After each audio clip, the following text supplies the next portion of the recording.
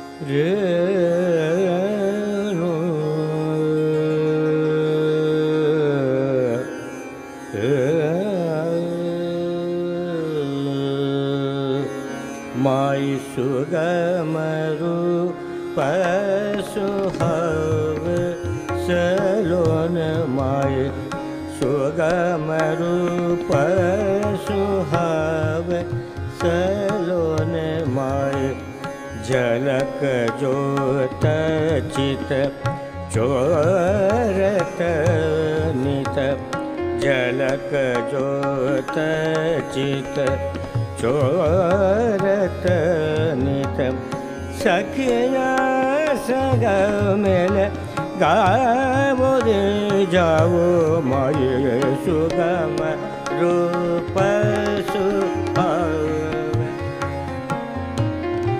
Salon, माई salon, माई salon, माई सलोन,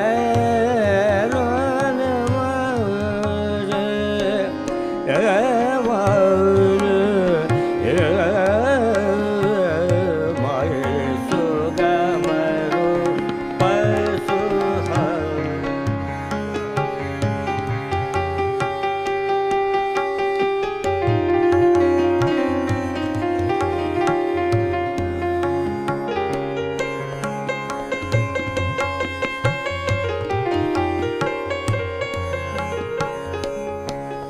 सलोन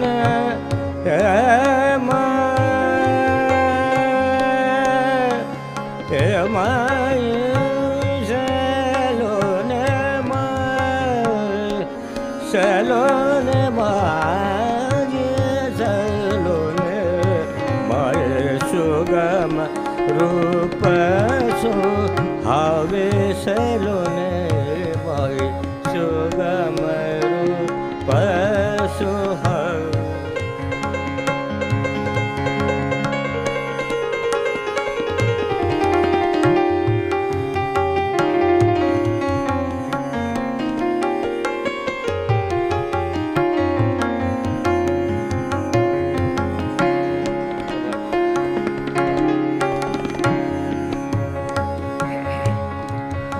जो देखत चित सोई रीज रहत, जो देखत चित सोई रीज रहत, बिन देखे अमर जिया कुलव, माई सुगम रूप सुहाव सलोन, माई सलोन, माई सलोन,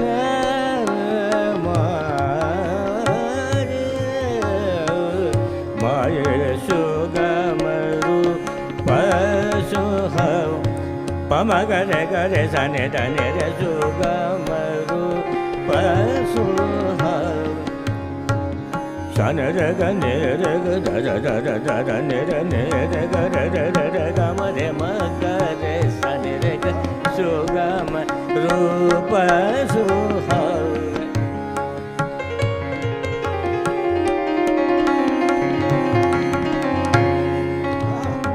सारे प ग सारे म म म म म ग रे रे रे म रे ग म रे म ग रे सा नि रे ग म प म ग रे प म रे ग म रे म प म ग रे ग रे सा रे ध ने रे ग सु ग म रूप सु ग म रूप सु ग म रूप सुहाव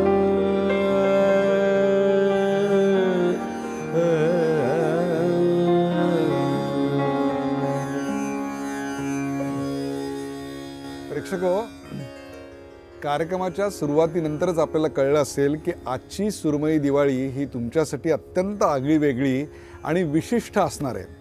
आणि ती अशा करता आहे की आपल्यासोबत असे एक गायक आहेत की ज्या गायकांनी तो काळही पाहिला ज्या काळामध्ये गल्लीतल्या एखाद्या श्रीमंताच्या घरी चावीच्या ग्रामोफोनवर चिनी मातीच्या तबकडीवर गाणं ऐकलं जायचं आणि खिडकीतून ऐकणारे ते सूर ऐकायला अख्खी गल्ली जमायची.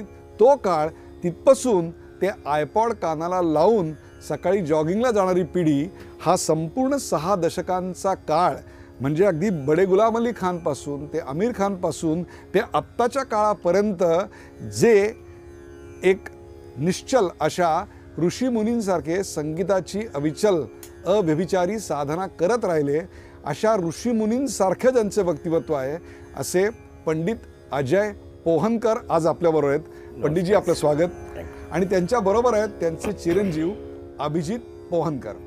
अभिजित पोहनकर यांची तरुण पिढीला ओळख करून द्यायची फारशी गरज नाही. याचं कारण पिया बावरी हा त्यांचा अत्यंत गाजलेला अल्बम, त्याहीपेक्षा 500हून अधिक कार्यक्रम, 20हून अधिक अल्बम आणि कीबोर्डवर शास्त्रीय संगीताचं वादन, फ्युजन संगीत यातून आपल्या वडिलांच्या छायेतून बाहेर येत त्यांनी स्वतःची अशी स्वतंत्र अशी ओळख संगीत विश्वामध्ये निर्माण केली. पंडित अजय पोहनकर यांना स्वतःच्या घरातूनच संगीताचा एक प्रचंड मोठा वारसा लाभला. त्याचबरोबर त्यांना तालीम जी लाभली ती पतियाळा घराणं, ग्वालियर घराणं आणि किराणा घराणं. किराणा घराण्याच्या गायिका तर त्यांच्या स्वतः मातोश्रीच होत्या आणि मातोश्रींकडूनच म्हणजेच डॉक्टर सुशीला पोहनकर यांच्याकडून त्यांच्या संगीताच्या तालिमीची खरी सुरुवात झाली.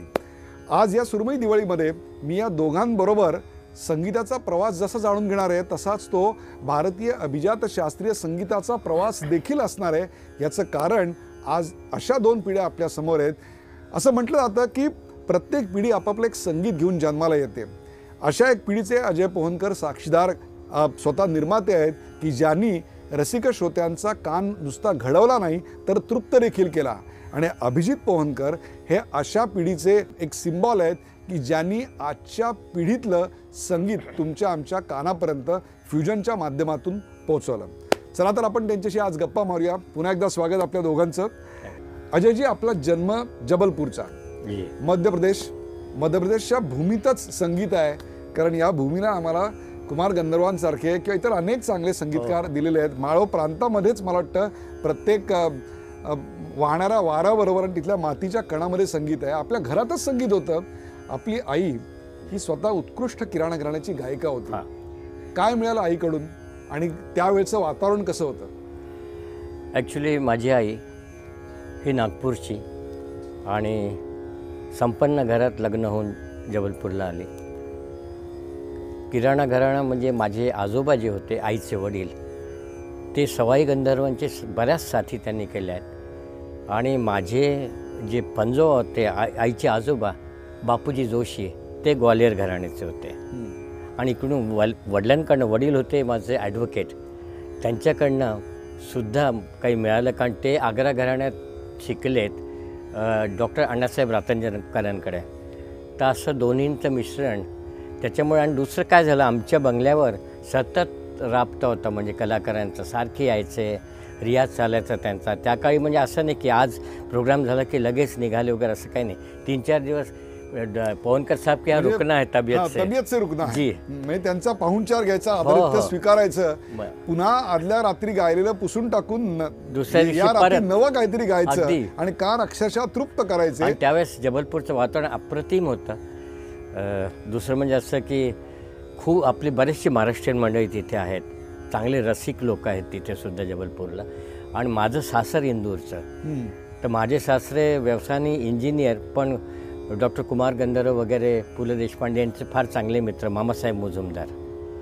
तसं दोन्हीकडनं आलं. म्हणजे आजूबाजूला सतत संगीत होतं, लग्न झाल्यावरही संगीत होतं. परंतु पहिली तुमची आठवण संगीताची जी आहे ती म्हणजे वयाच्या अवघ्या 8-10 वर्षी आपल्याला कलकत्ता संगीत महोत्सवामध्ये. त्या अगोदर सुद्धा सांगतो आपल्याला. वयाच्या 8व्या वर्षी मी नागपूरला गेलो आणि तिथे उस्ताद बडे गुलाम अली खान साहेब, पंडित भीमसेन जोशी, निर्मला अरुण म्हणजे गोविंदा ॲक्टर जे आहेत त्यांच्या आई, त्या फार सुंदर ठुमरी गायच्या. असे अनेक मातब्बर कलाकार. आणि त्याच्यात मी ॲज ए चाइल्ड प्रॉडिजी, म्हणजे प्रॉडिजीच म्हणायचं मला म्हणजे आमंत्रित केला गेलो होता. आणि खूप गाजला तो प्रोग्राम. तिथे आपण कदाचित श्रीमंत बाबूराव देशमुखांचं नाव ऐकलं असेल, नागपूरचे. त्यांच्याकडे सुद्धा गाणं झालं. तर त्यांनी नागपूरकरांना सांगितलं की याला जपायचं आहे तुम्हाला, आपलं नागपूरचं आहे म्हणजे आजोळ्याचं. आणि तिथून मग मला पुण्याला गेलो मी, कारण मला डॉक्टर वसंतराव देशपांडेजी आणि पंडित भीमसेन जोशी यांनी मला आमंत्रित केलं सवाई गंधर्वमध्ये गायला 1959. 1959 साली. म्हणजे हा कार्यक्रम पाहणारी बहुतांशी पिढी त्यावेळेला जन्माला देखील आली नव्हती. अशा काळामध्ये तुम्हाला अत्यंत लहान वयातला आर्टिस्ट म्हणून तिकडे बोलावलं गेलं. काय होता तो अनुभव आणि काय गायलात आपण? मला असं वाटतं मी यमनच गायलो आणि झुमऱ्यात गायलो. झुमरा फार कठीण टाल आहे आणि ते सुद्धा पाऊण तास जवळजवळ गायलो. त्याची बरीच वर्णनं आहेत, फार मोठ्या मोठ्या लोकांनी लिहिलं. मी स्वतः बोलण्यात काही अर्थ नाही, पण त्यांनी माझा रिस्पेक्ट केला. या लोकांनी कौतुक नाही, नुसतं रिस्पेक्ट केला. तर त्यावेळेस समोर बसणारे म्हणजे हिराबाई बडोदेकर, ज्योत्स्नाबाई भोळे, डॉक्टर वसंतराव देशपांडे, भारतरत्न पंडित भीमसेन जोशी, हाफिज अहमद खान साहेब, अनेक कलाकार त्यावेळेस तिथे उपस्थित होते. अप्रतिम गाणं झालं.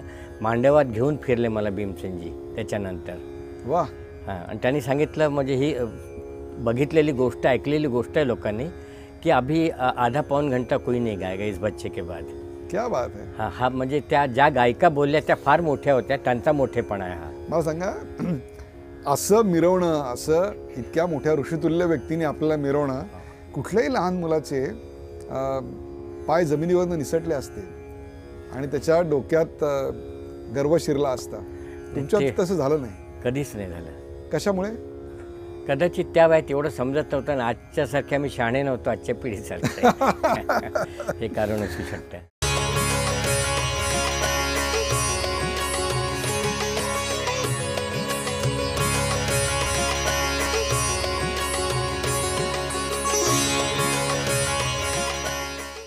आपण आमिर खान विषयी बोलूया, कारण त्या आमिर खाननी आपल्याला, मला असं वाटतं, कलकत्त्याच्या संगीत महोत्सवामध्ये, त्या अगोदर त्यांनी मला मुंबईला आपलं अलंकार म्युझिक सर्कल होता, ब्रिजनारायणजी म्हणून होते सुरसिंगार संसदचे, तर तिथे बोलावलं होतं. आणि त्या गाण्याला अंजनीबाई मालपेकर सुद्धा उपस्थित होत्या. त्यावेळेस माझं 9-10 वर्षाचं वय होतं. मग कलकत्त्याला खासाहेबांनी माझं नाव सुचवलं ऑल इंडिया म्युझिक कॉन्फरन्समध्ये. आपल्याला आश्चर्य वाटेल कोण कोण होतं त्याच्यात. केसरबाई केरकर होत्या, नंतर गंगूबाई हंगल होत्या, खुद्द भीमसेन जोशीजी होते, पंडित निखिल बॅनर्जी, नजाकत सलामत खासाहेब, बडे गुलाम अली खासाहेब, बिस्मिल्ला खासाहेब, हाफिज अली खासाहेब. क्या बात आहे. तर तो काळ सुद्धा बघितला. मला तो काळ तर आता आमच्या समोर उभा राहणार नाही, कारण त्या काळात ग्रामोफोन फारसे नव्हते, आजच्यासारखी रेकॉर्डिंगची सुविधा देखील नव्हती. परंतु भारतीय अभिजात शास्त्रीय संगीताकडे आज अत्यंत आकर्षित झालेली एक मोठी पिढी पंडितजी हा कार्यक्रम बघते आहे. त्यांच्यासाठी म्हणून मी तुम्हाला अशी एक विनंती करणार आहे की यातल्या 2-3 गायकांच्या, की ज्यांच्या आज ध्वनिचित्रफिती सोडाच पण ध्वनिफिती देखील उपलब्ध नाहीत, अशांच्या काही झलक आम्हाला दाखवाव्यात, जेणेकरून त्यांची गायकी आम्हाला कळेल. नाही, जसं मला माझ्यावर उस्ताद आमिर खान साहेबांचं खूप इम्पॅक्ट झालं, कारण माझी आई स्वतः फार भक्त होते त्यांच्या गाण्याची. त्याच्यानंतर आमच्याकडे डॉक्टर वसंतराव देशपांडे खूप यायचे, कारण आईचे बालमित्र डॉक्टर वसंतराव देशपांडे. तर वसंत काका म्हणायचो मी त्यांना. काही त्यांच्या गोष्टी मला आवडल्यात. नंतर सलामत नजाकत खासाहेब, बडी गुलाम अली खासाहेब, पंडित भीमसेनजी, सर्वच मोठी नावं आहेत. प्रत्येक मोठं नाव आहे. फक्त मी काय होतं, एक असते नक्कल, आणि प्रत्येक चांगल्या आर्टिस्टला वाटतं आपण नक्कल करू नये. बरोबर आहे. कारण बहुत त्यांची काय आठवण तुम्ही सांगाल? कारण आजच्या पिढीला बडे गुलाम अली खां कसे गायचे हे माहिती नाहीये, थोडं कसे गायचे हे माहिती नाहीये, त्यांच्या गायकीचं वैशिष्ट्य काय आहे. पण तरी सुद्धा आजची पिढी बघतोय की त्यांच्यावर अधिकारवाणीने बोलतात, ज्यांनी बघितलं सुद्धा नाही आहे. ही मला गंमत वाटते, लोक ऐकून घेतात. म्हणूनच असेल काय ते ऐकूया. नाही, थोडंसं मी त्यांचं आलापीचं 1-2 मिनिटं आहे. जरूर. आता जसं आमिर खान साहेब, उस्ताद आमिर खान साहेब.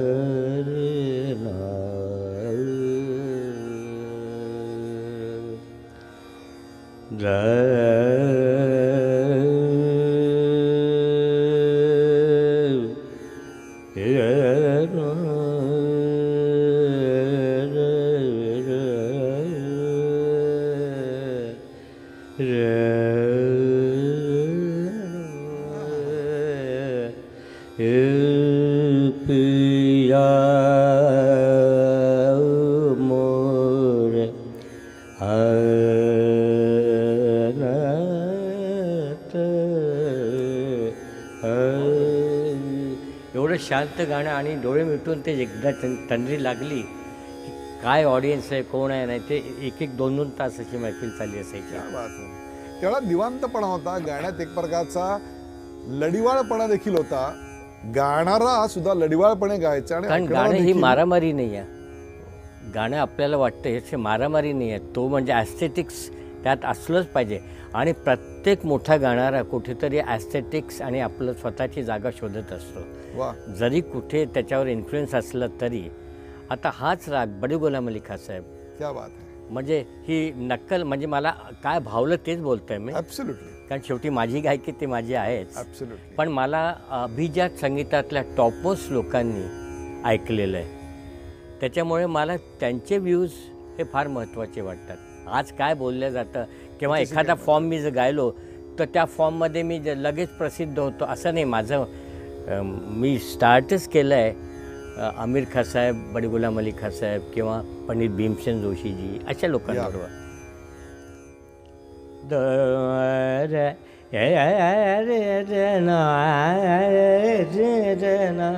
हे उस्ताद बडी गुलाम अली खान साहेब.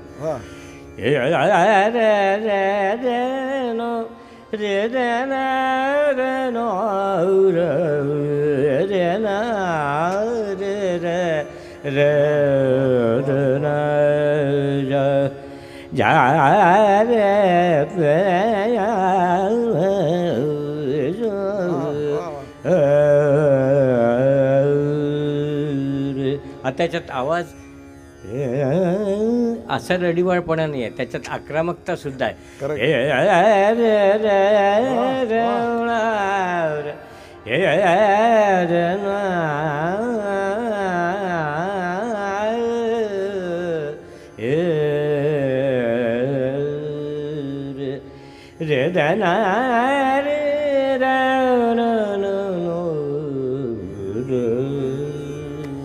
वाह, क्या बात तोच मारवा. जो राग आपल्याला पहिल्यांदा आवडला आणि मग असं वाटलं की या रागाकरता आपलं आयुष्यच निछावर करावं, असा कोणता राग आणि त्याची एक झलक? साहेब, यमन तर सर्वांनाच आवडतं, तसं माझं सुरुवातच त्याच्यानी होती. हां, म्हणजे एक आवडता राग आहे, तसा मारवा माझा फार आवडता राग आहे, पुरिया आवडता राग.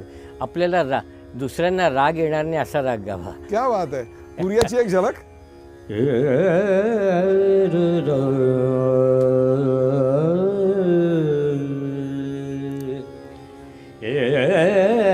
पिया गुणवान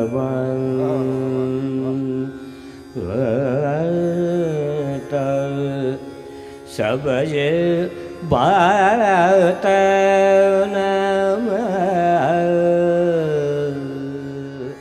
निसदेन करत रहत चतुरा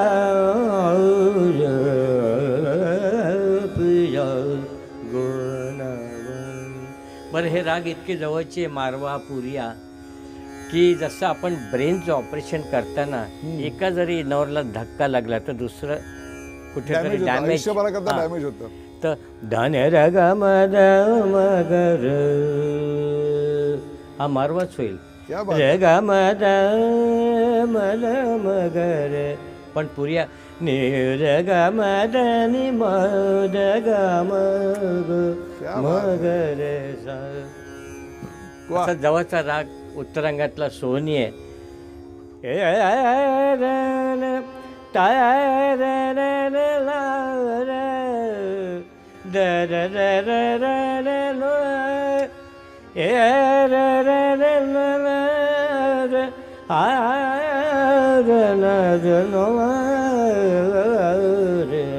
प्रेम की मारी गट सर्व जवळजवळचे राग आहे. क्या बात आहे, क्या बात आहे. माझ्या आईने हेच शिकवलं की जवळचे राग कसे सांभाळायचे. वा, म्हणजे कुठल्याही स्वररचनेला धक्का न लावता त्याचं पावित्र्य बाळगत त्यात कुठेतरी नाविन्य शोधत जायचं आणि प्रत्येक मैफिलीत स्वतःला प्रगल्भ करत जायचं. अगदी खरं. आपल्यावर 3 घराण्यांचे एक प्रकारे संस्कार झाले. त्याच्यामध्ये ग्वालियर घराणा आहे, पतियाळा घराणा आहे आणि किराणा मातृक सत्तेकडनं आलेलं तुमचं किराणा घराणा आहे. आता मला सांगा, आजच्या पिढीकरता म्हणून हा प्रश्न अतिशय महत्त्वाचा आहे की एकच राग प्रत्येक घराण्यात वेगवेगळा का वाटतो आम्हाला? प्रत्येक घराण्याचं एक सिस्टीम असते, आवाजाचा लगाव असतो, त्यांचं एक डिसिप्लिन असतं. त्याच्यामुळे तो राग प्रत्येक राग हे वेगळे वाटतं आणि प्रत्येक घराण्याचे ठरलेले हमखास राग असतात ज्याच्यावर आपण गळ्यावर चढलेले राग असं म्हणतो. जसं ग्वालियर घराण्याचा हमीर, केदार, छायानट हे अप्रतिम. याचा अर्थ त्यांना बाकीचं गाता येत नाही असं मुळीच नाही, पण जे गळ्यावर चढलेले राग आहेत घोटून घोटून म्हणजे ज्यात आपण रमतो ज्या रागांमध्ये. तसंच पटियाला घराण्यातले काही राग आहे ज्याच्यात ते रमतात. तर घराण्यामध्ये शेवटी काय सूर तेवढेच आहेत, पण तुमचा ॲप्रोच आणि तुमचं ॲप्टिट्यूड काय आहे ते फार महत्त्वाचं आहे.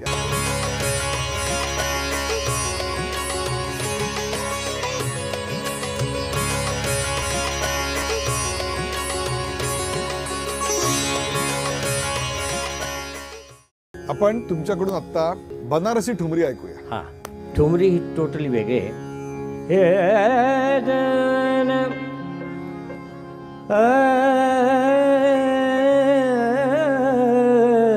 बारी उमर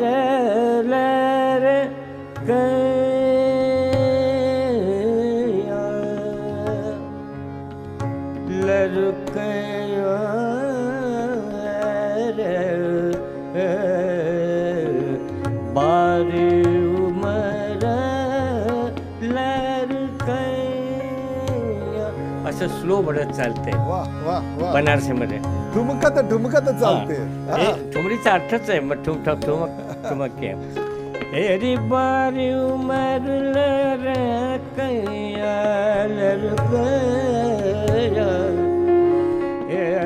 बारी उमर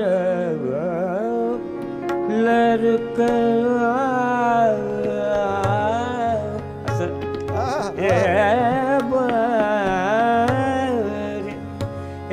बारी उमर लड़कया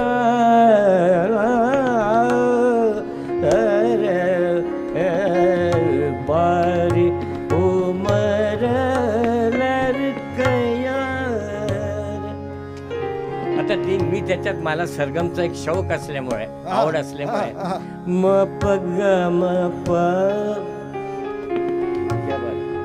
पनि निसद दमद सरब गपद निब्द गर गपनी दर गपने ने पसने ने निब मब मब मपद गमर पर बसने पर मगसा आ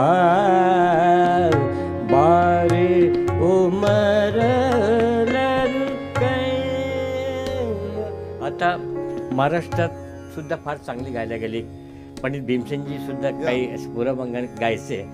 एरी बारी उमर लरकया.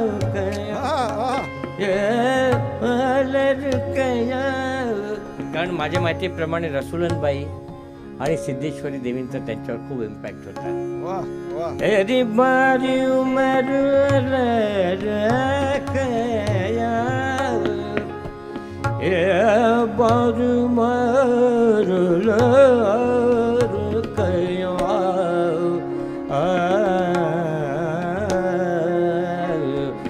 बारे उमर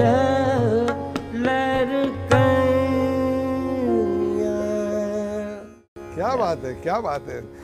जे एक नाव सध्या गाजतंय अनेक कारणांनी ते म्हणजे गुलाम अली. गुलाम अलींच्या सोबत आपण काही मैफिली केलेल्या आहेत, त्याच्या काय आठवणी सांगाल? नाही, फार पूर्वी केल्या आहेत. म्हणजे पॉलिटिकल याच्याशी काय आपल्या तसं संबंध नाही.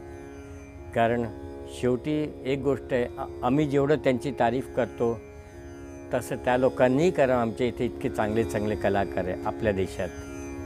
आम्ही त्यांना खूप रिस्पेक्ट करतो, त्यांच्या कदर करतो, चांगलेच गाणार आहेत. हे पोषक वातावरण मला असं वाटतं तिथेही असावं.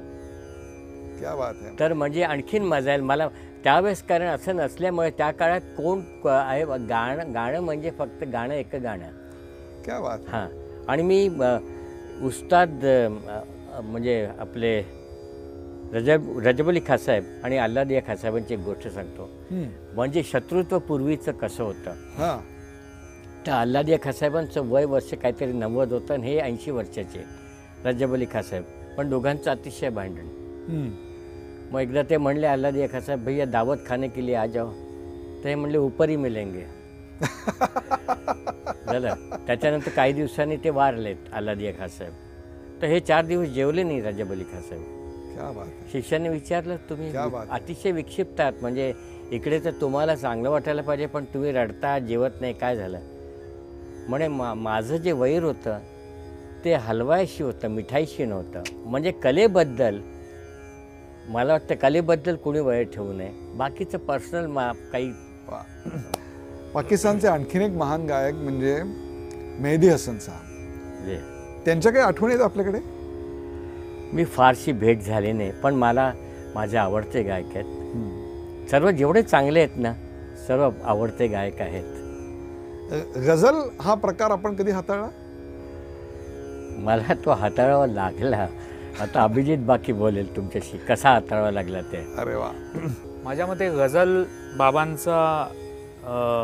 बाबांना गायला मी सांगितली.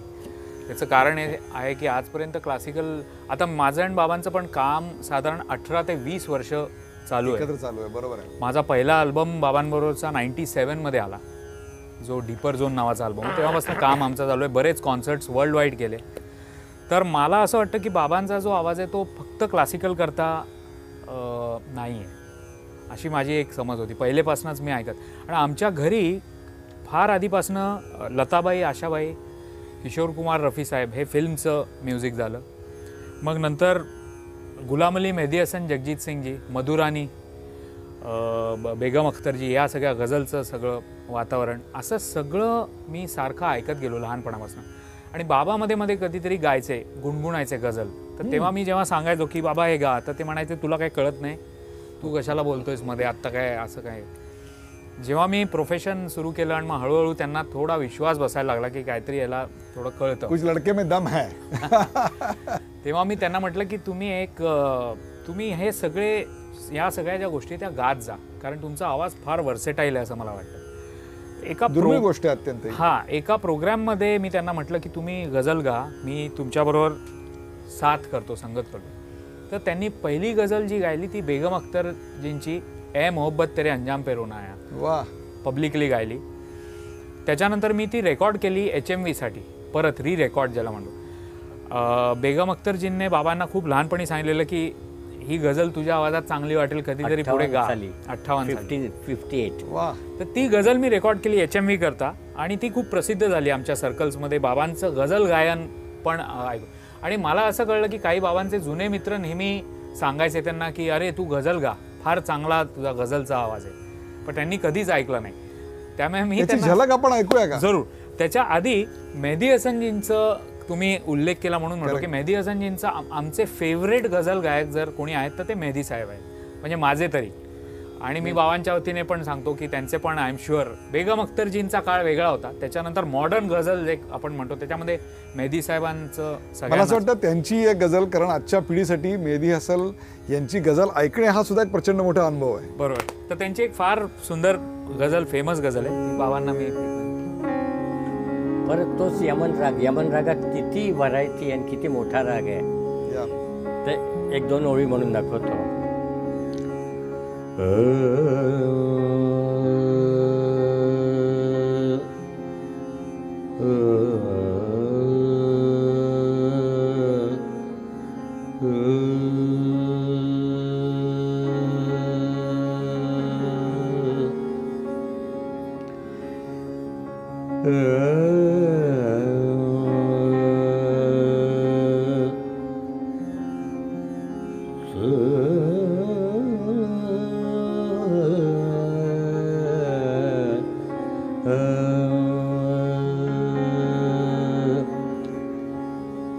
रंजिशी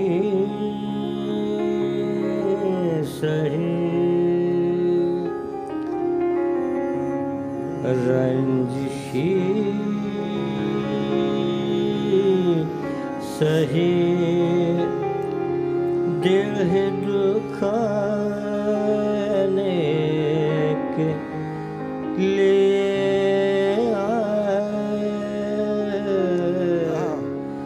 रंजिशी सही दिल है दुखाने के लिए आफिस मुझे छोड़ के जाने के लिए रंजिशी सही.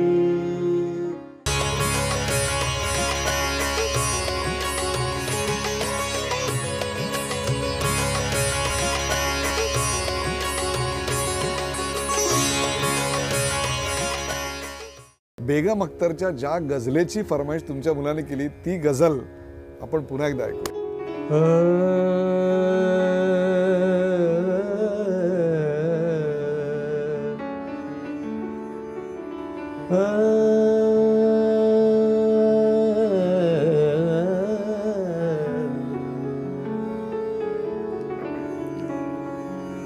यूं तो हर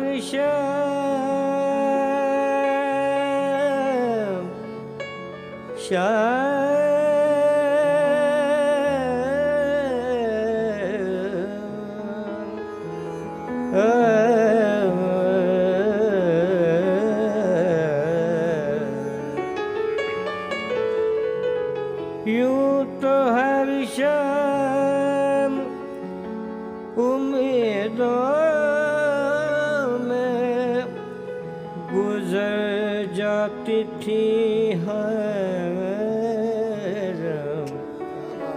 आज कुछ बात है जो शाम पे रोना आया. आज कुछ बात है जो शाम पे रोना आया. ऐ मोहब्बत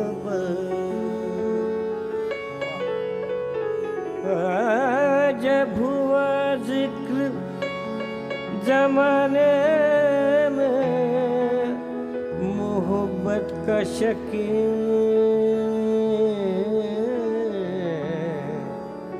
मुझको अपने दिल नाकाम पे रोना आया मुझको अपने दिल नाकाम पे रोना आया है मोहब्बत तेरे अंजाम पे रोना आया जाने क्यों आज तेरे नाम पे रोना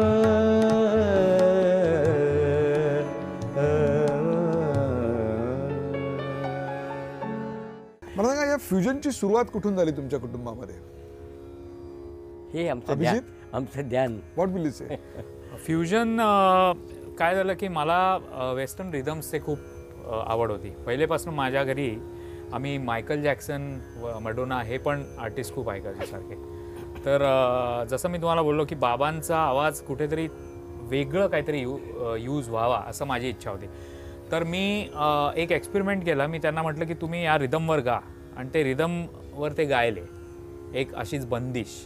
तर ते म्हणजे हे तू काय करतोयस, हे अजिबात चांगलं नाही, कारण की हे ट्रॅडिशनच्या विरुद्ध आहे आणि तू हे काहीतरी बोलतोस. तर मी म्हटलं मला कसली भीतीच नाही, कारण मी त्या ट्रॅडिशनमध्ये म्हणजे नथिंग टू लूज असं म्हणतात त्या परिस्थितीत होतो मी. त्यामुळे मी म्हटलं तुम्ही गा. तर ते म्हणले की नाही, मला ऑलरेडी एक एवढ्या वर्षाचं माझं कॉन्ट्रीब्युशन आहे, त्यात तू हे काय करायला सांगतोस वेगळं. तर मी म्हटलं तुम्ही एकदा गाऊन बघा. तर त्यांनी गाऊन बघितलं आणि तो जो साऊंड निघाला ऐकला स्टुडिओमध्ये तो एकदम वेगळा वाटला. तर मी म्हटलं बाबा हे आपण रेकॉर्ड करूया आणि रेकॉर्डिंग कंपनीला देऊया. तर एक पहिलं जे गाणं मी केलं ते एका रेकॉर्डिंग कंपनीने मोठ्या रिजेक्ट केलं, कारण त्यांना कळलाच नाही तो साऊंड की हा काय प्रकार आहे. बंदिश चालू आहे आणि इथे रिदम चालू आहे वेस्टर्न, आणि गिटार चालू आहे, कीबोर्ड चालू आहे. तर असं काही नव्हतंच तेव्हा त्यावेळेला. मग मी पिया बावरी गाणं केलं, आणि पिया बावरी गाणं त्यांना कळलं समहाऊ नशिबाने, कारण त्या काळात कंपनीमध्ये, आज नाही पण त्या काळात A&R नावाचा प्रकार असायचा ज्यांना संगीत कळायचं. आत्ता कंपनीमधले जे हाल आहेत तुम्हाला माहिती आहे म्युझिक कंपनीचे, की माणूस आदल्या महिन्यात साबण विकत असतो, पुढच्या महिन्यात तो म्युझिक विकायला लागतो, त्यामुळे त्याला काही संबंध नसतो. कमॉडिटी. या मला त्या पिया बावरीची एक झलक, ज्याच्यातनं तुमच्या कुटुंबामध्ये एक प्रकारे फ्युजन संगीत आलं, नंतर ते पुढे खूप पॉप्युलर झालं. जगभरात तुम्ही त्यांचे दोघांनी कार्यक्रम केले, त्याहीपेक्षा सुद्धा आजच्या तरुणाईच्या ओठावर देखील तो पिया बावरी आहे. त्या पिया बावरीची एक झलक.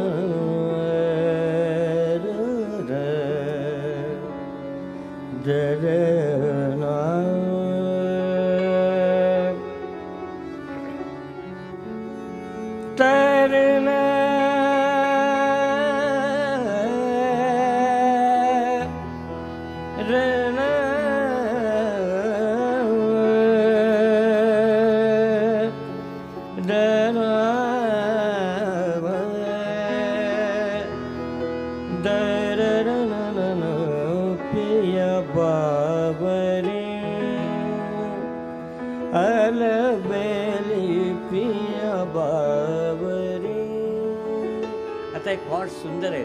धगर निरेव मरने पर पिया बाबरू.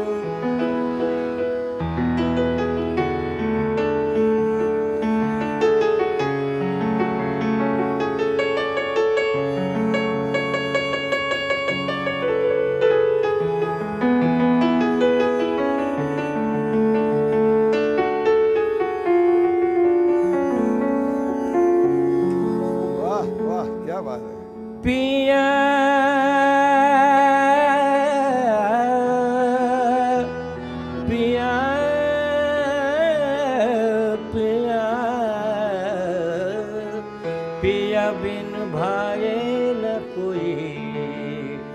पिया बिन भाए न कोई, प्रिया की मिलन अब बनी रे पहेल,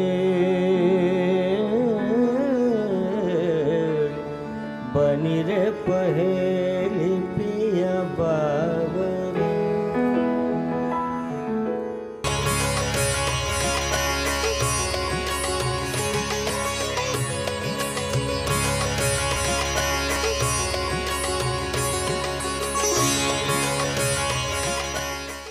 राग आणि त्याच्या स्वराच्या सगळ्या मांडणीसकट, विस्तारासकट कीबोर्डवर उतरवणे, कारण आजपर्यंत आम्ही तो अशा पेटीवर किंवा पायपेटीवर ऐकलेला आहे, बरोबर, परंतु तो अशा प्रकारच्या कीबोर्डवर आणणे itself is a big challenge. या सगळ्यात महत्त्वाचं म्हणजे क्लासिकल म्युझिकमध्ये मींड लागते आपल्याला, त्याच्याशिवाय ते म्युझिक मानले जात नाही. त्यामुळे हार्मोनियमला कधीच पहिले मान्यता नव्हती, आता ती झाली, ती गोष्ट वेगळी आहे, कारण त्याच्यात मींड नसते. तसंच कीबोर्डमध्ये मींड हा सगळ्यात पहिला प्रश्न होता. आणि दुसरा म्हणजे सस्टेन, सुराची आस असणं. तर मी तुम्हाला एक उदाहरण देतो की त्या मींडची झलक ऐकूया. हो हो.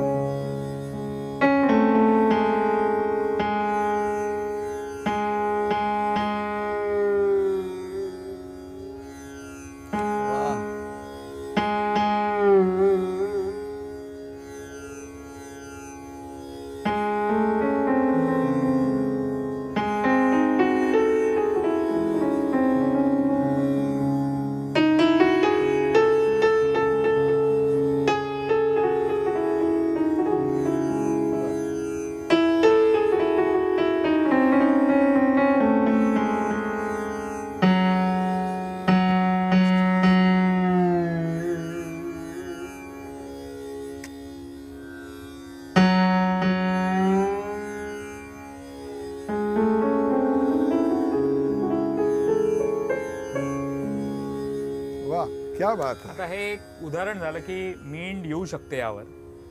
आणि दुसरी गोष्ट मी जसं बोललो की आस, जर आस नसली तर ते असं वाजेल.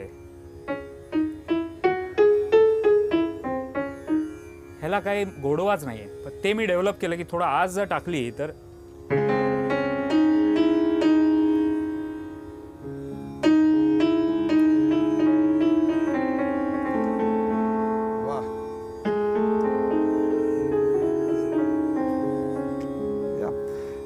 Abhijit, I am just kind of curious की आपल्याकडे जशी क्लासिकल संगीताची अनेक शिखरं आहेत आणि त्यातली अनेक शिखरं तुझ्या आसपास लहानपणी होती, घरात दस्तुरखुद्द पिताजी होते, तशीच वेस्टर्न क्लासिकलमध्ये अनेक शिखरं आहेत. बाख, बेथोवेन, विवाल्डी, मोझार्ट, हे सगळं कधी ऐकलंय? मी नेहमीच ऐकतो, पण मला स्पेशली वेस्टर्न क्लासिकल म्युझिक फार जास्त नाही आवडत. मी जरी वेस्टर्न म्युझिकचा खूप प्रेमी आहे, पण नॉट वेस्टर्न क्लासिकल.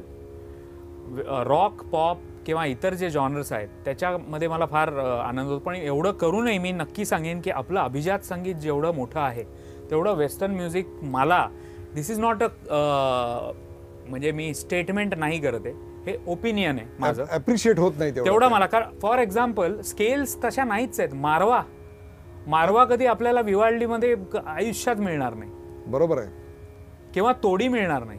क्या बात आहे. तर मग ह्याचा अर्थ काय, म्हणजे की इतकं जबरदस्त प्रचंड मोठं क्लासिकल म्युझिक आहे, फक्त त्याच्यातली जी लोकं आली नंतर त्याच्यामुळे ते रिजिड झालं आणि ते फार कमी होऊन गेलं, संकुचित होत गेलं. ते संकुचित होत, ते वाढलंच नाही असं मला वाटतं. एक तुझ्या प्रयोगाविषयी मला जाणून घ्यायचं आणि तो म्हणजे इंडियन लाऊंज म्युझिक, ज्याचा एक प्रकारे तू काय म्हणू आपण ज्याला प्रणेता आपल्याला म्हणता येईल. काय सांगशील त्याची वैशिष्ट्ये आणि त्याची काय झलक? किंवा बेसिकली लाऊंज म्युझिक हे आपण युरोपमध्ये किंवा जर अमेरिकेत गेलो तर तिथे जे म्हणजे लाऊंजचा अर्थ की आपण आरामात जे ऐकतो ते, ज्याला इझी लिसनिंग म्हणतो आपण. म्हणजे कुठे आपण जर गेलो आणि बीचवर जर बसलो असो तर जे म्युझिक येईल ते नॅचरली धांगडधिंगा म्युझिक नसेल, ते थोडंसं शांत असेल. तर लाऊंज म्युझिक हा एक जॉनर आहे, हा एक प्रकार आहे. त्याच्यामध्ये मी रागदारी संगीत आणून पिया बावरी केलं, म्हणून फर्स्ट रागा लाऊंज असं त्याला कॅटेगरी दिली गेली. आणि मग त्याची पुढे दखल बुद्धा बार सारख्या एका इंटरनॅशनल, काय होता तो अनुभव? बुद्धा बारमध्ये मी I was the youngest artist from India. मी त्यावेळेला 26 वर्षाचा होतो फक्त. आणि बुद्धा बार ही इंटरनॅशनली लाऊंज म्युझिकची फार मोठी पॅरिसला कंपनी आहे, जे हे वर्ल्डचं कॉम्पायलेशन्स काढतात. त्यामध्ये पिया बावरी घेतलं गेलं आणि त्यामुळे लाऊंज म्युझिक तर आहेच, पण त्याच्यानंतर मग फ्युजन म्युझिक हा ब्रॉड टर्म जो आहे त्याच्यामध्ये बरंच काम मी वेगवेगळ्या आर्टिस्टांबरोबर पण केलं. लोकांना असं वाटतं की माझे बाबा म्हणजे पंडित अजय पोनकर आणि अभिजित पोनकर हीच जोडी आहे कायम. माझ्याकरता असं वाटतं लोकांना, तसं नाही आहे. गुलाम अलींबरोबर काम केलं, हरिहरनजींबरोबर काम केलं, नंतर राजन साजन मिश्रांबरोबर केलं. काय होते त्यांच्याबरोबरचे अनुभव? सगळ्यांची गायकी वेगळी आहे, प्रचंड सगळ्यांची वेगळी गायकी आहे. पण मी एक सांगेन आहे की बाबांचं आणि माझं जे नातं आहे ते एक दैवी, म्हणजे ते विदाऊट रिहर्स्ड जो आम्ही प्रोग्राम, कधी आम्ही रिहर्सल तर आयुष्यात केलेली नाही. 500हून अधिक कार्यक्रम आमचे नुसते फ्युजनचे झाले असतील. कारण मी आलो म्हणजे त्यावेळी जे आलं ते उत्स्फूर्तपणे समोर आलं. आणि ते मला माहिती असतं ते पुढे कुठली फ्रेज घेणार आहे, त्यांना माहिती असतं मी काय वाजवणार आहे. आणि मुख्य म्हणजे बाबांची एक गोष्ट सांगतो की ते कॉर्डमध्ये जे गातात ते फार कमी गायक गातात. क्लासिकल गायक हे फ्युजनमध्ये पण क्लासिकलच गातात, तसं नाही पाहिजे. बाबा जेव्हा फ्युजन गातात तेव्हा ते मोल्ड होतात फार सुंदर. म्हणजे कुठल्याही मते every classic thing is classical, classic असली पाहिजे. वा वा वा. म्हणजे आम जरी माणूस समोर असेल ज्याला काही कळत नाही, ते पण म्हणेल की अरे ह्यांचा आवाज इथे लागतो किंवा ह्यांचं दोघांचं कॉम्बिनेशन काहीतरी वेगळं आहे. त्याच तुमच्या फ्युजनची एखादी झलक ऐकूया. मी आता गाणं तत्पूर्वी रिजिड कसं गायलं जातं आणि पुष्कळदा मला असं वाटतं पुनःप्रत्ययाचा आनंद मिळतो म्हणून लोक त्याची तारीफ करत असतात.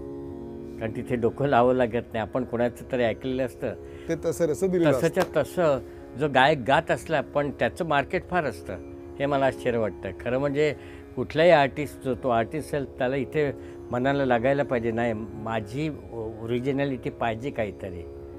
क्या बात. हां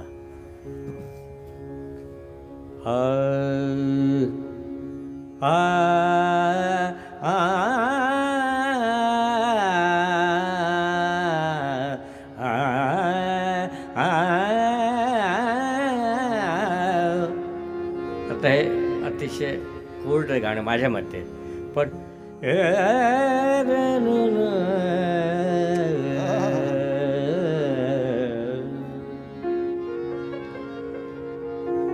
याद पिया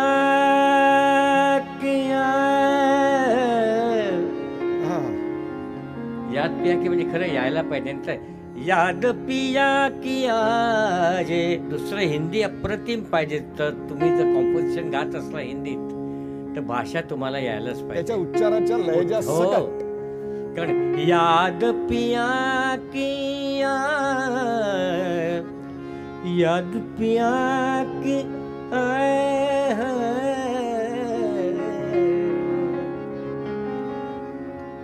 ये नुकसान जा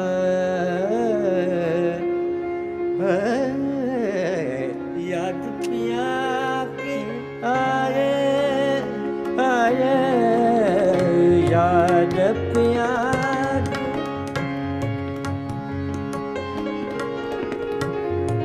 याद पिया की आए राम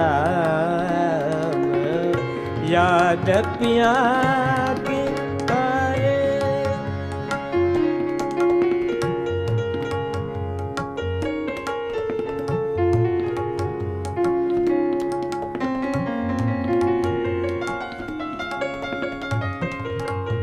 क्या बात.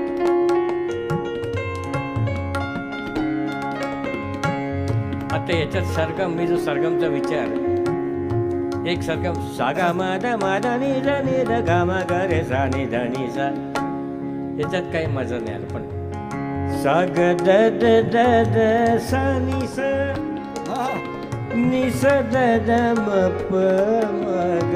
आता म प म ग म प म ग सागा मादा न र गा मा प रे गा याद पिया. क्या बात है.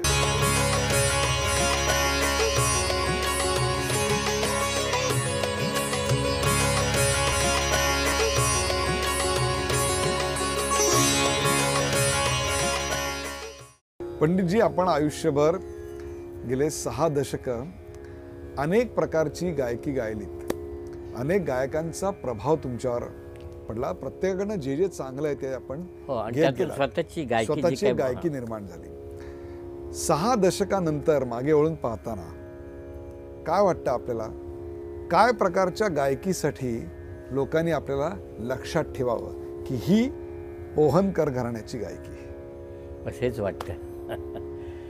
काय सांगाल त्याची एक झलक म्हणून? तुमचा अवघड प्रश्न आहे हा. पण मला असं वाटतं की इन्व्हॉल्वमेंट माझ्या दृष्टीने हल्ली जनरेशनचं बोलतं, जास्तीत जास्त मुलं, म्हणजे मी म्युझिकली इन्व्हॉल्व नाही होतो, ते व्हायला पाहिजे. त्या सुरांचा मजा घेत नाही, फक्त रिदमबरोबर मारामारी करणार किंवा खूप एक फास्ट टान वगैरे मारणार, पण इथे ते लागत नाही गाणं, ते पोचायला पाहिजे. कारण कोणीतरी म्हटलं की into the Ganges of meditation dip the vessel of your heart, वाह वाह, which will create divine music. वाह, क्या बात है. तर डिवाइन म्युझिक हे डिवाइन स्पिरिच्युअल असं पाहिजे. क्या बात आहे. दिवाळीचे दिवस आहेत. या सांगीतिक मैफिलीचा शेवट आपल्या दोघांच्या एकत्रित सादरीकरणाने व्हावा, जिथून आपण या मैफिलीची सुरुवात केली होती. आम्ही एक अल्बम केला आहे ठुमरीवर, स्पेशल ठुमरी फ्युजन.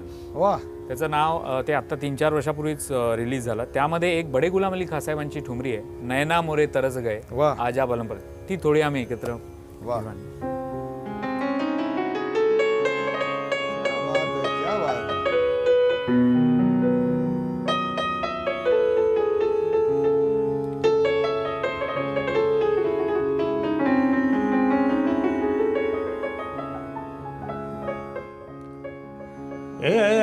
कागा सब तन खाइयो, कागा सब तन खाइयो, चुन चुन खाइयो मांस, इन दोनों न मत खाइयो, इन्हें पिया मिलन किया, नैन मोरे तरस गयरी, आजा बलम परदेस, नैन मोरे तरस गए, आजा बलम परदेस.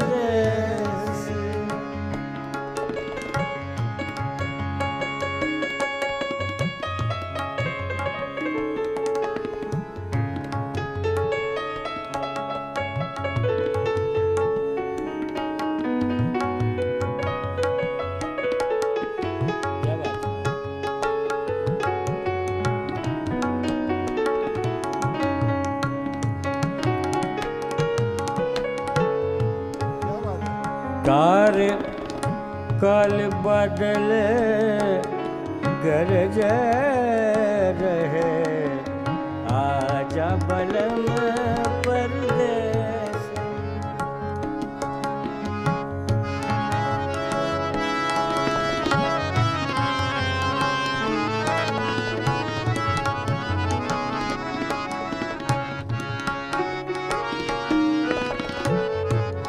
आजच्या नवीन मुलांना आता याने एक फ्रेज वाजवली, खूप चांगलं समज आहे. खरं सांगतो मी, अजिबात बायस नाही किंवा सांग की आमच्याच पिढीने केलं नाही.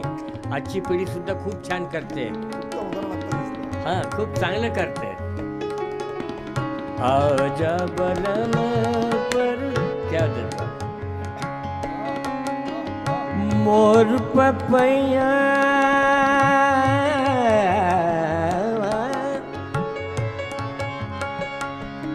आता हा साऊथचा राग आहे, तर साऊथवाले कसे म्हणतील,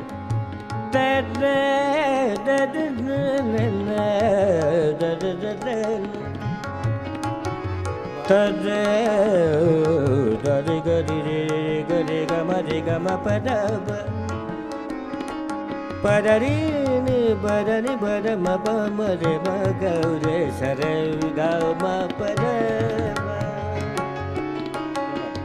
काल बादल गरज रहे आजा बलम परदेस।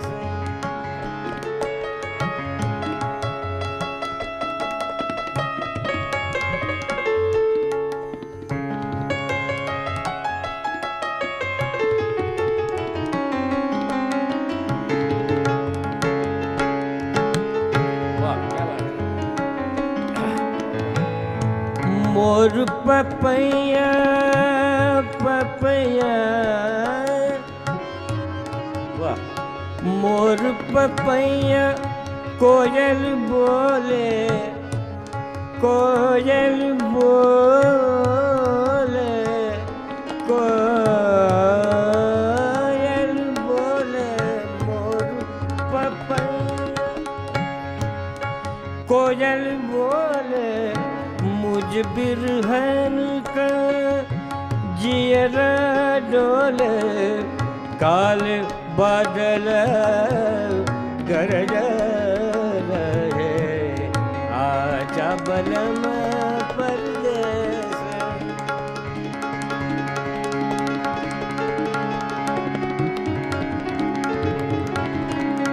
आजा बलम परदेस।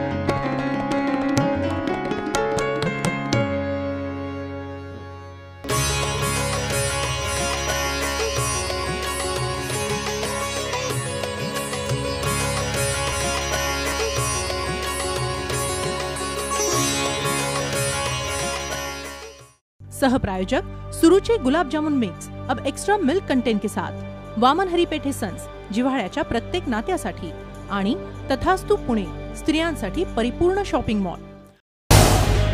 झी 24 तास रहा एक पाऊल पुढे।